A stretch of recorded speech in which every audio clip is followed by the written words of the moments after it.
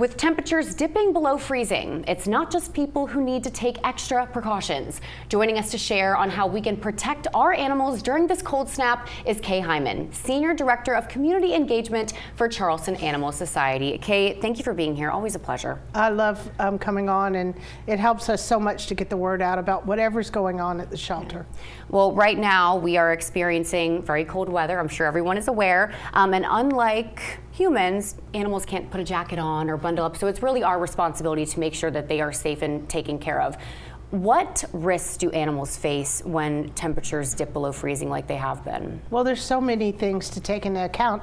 If you have a dog that's brachycephalic or has a snub nose, those kind of breeds, they have a hard time. They regulate their temperature based on breathing. So that's critical. If you know your dog is overweight, very, very young, or very old, or brachycephalic, which is like pugs, bulldogs, you want to make sure you take extra precautions.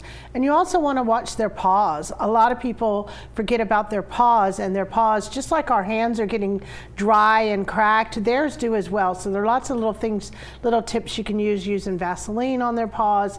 They even actually make a bee balm for their paws. So there are lots of ways you can help them when you do take them out for a walk. And speaking of a walk, that's something that we should be taking our dogs on at least once a day.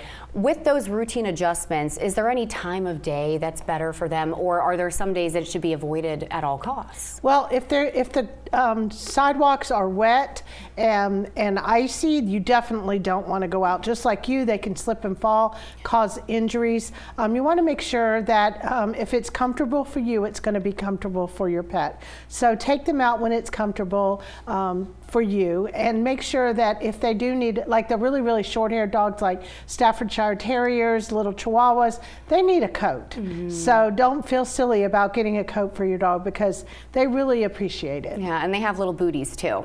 They do.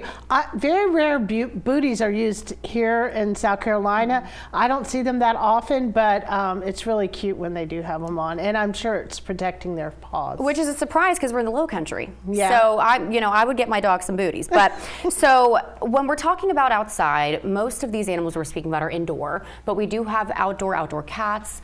When we're talking about outdoor cats, what are the unique risks for them?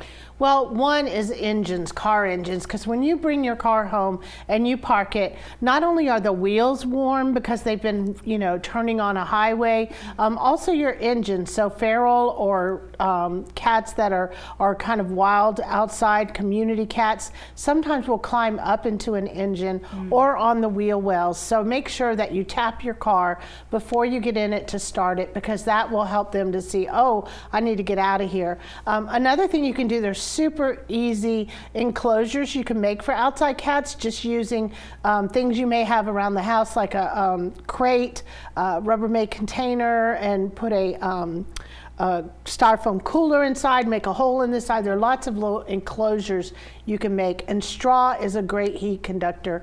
Use that with dogs and in cat areas. They love straw. It keeps the warmth from the day. That's good to know. If we see an animal outside and we're concerned, should we just go ahead and call animal control?